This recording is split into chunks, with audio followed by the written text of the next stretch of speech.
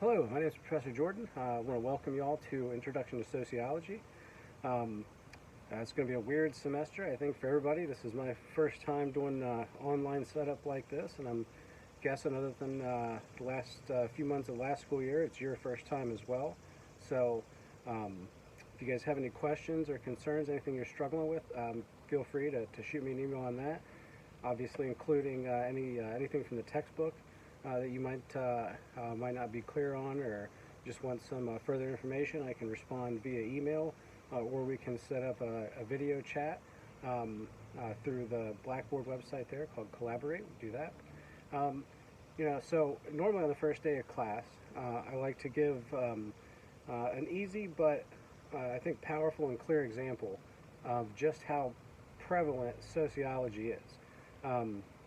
At the end of the day, this will be one of the few classes you ever come out of, and you're not going to have to ask yourself, how is that applicable in my life? And especially if we see what the current events in the world are today, sociology, I think, is more important than ever, right? But I want to start off with just a really simple example.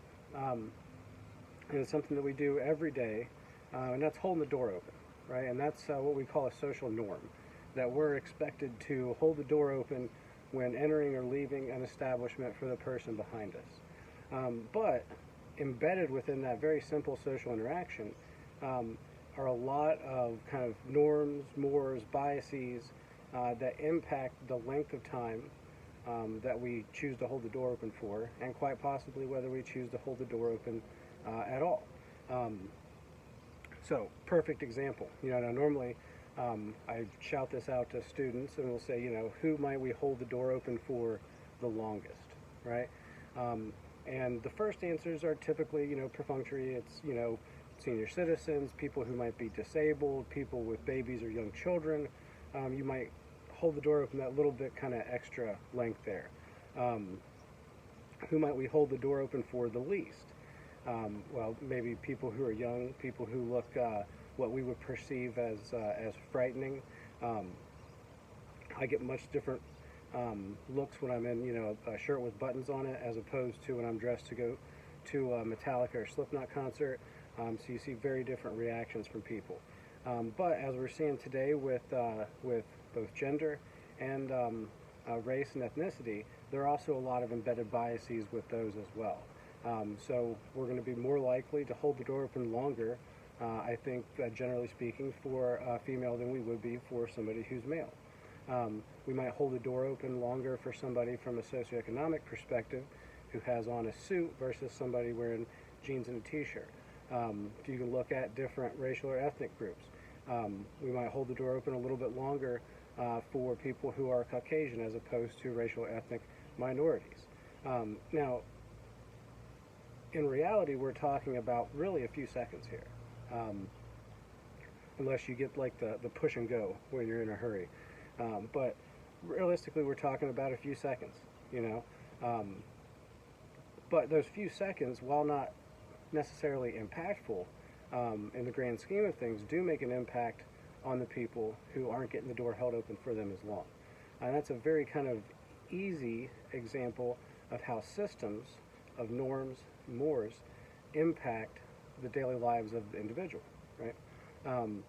And so I want you guys to think about some different things in your daily life where there are norms, where there are expectations placed on it. A while ago, before I started teaching College Credit Plus students, when I taught on main campus, the first day of class I would always go in and sit down like I was a student. And I would sit right in the first row, dress as I would normally dress for class, and I'd wait until after the bell rang and the first student complained. And then I would just kind of get up and start teaching there. And that's a very powerful norm there. There's an expectation that when you go into class, the teacher has their designated location. You expect them to be standing at the front while the students are sitting. There's usually a lectern or something right there for them to sit at. You expect them to have, teaching materials, PowerPoint slides, handouts, what have you. So there's a certain set of expectations. And a lot of our lives are based off of other people fulfilling those expectations. And last thing, I think that the last 6 months has really driven this home quite a bit, that humans, above all else, are social animals. You know, we define ourselves in relation to the groups that we're a part of. You know, sometimes those are can be kind of fun and good natured. You know, if you're a Ohio State versus a Michigan fan, there's kind of a good natured rivalry. Although even we see with that, some people take it way too far. And sometimes it could be much more impactful, you know, whether it's different groups in conflict over values, ideals, beliefs, things of that nature. But people typically define ourselves in relation to the groups that we're a part of.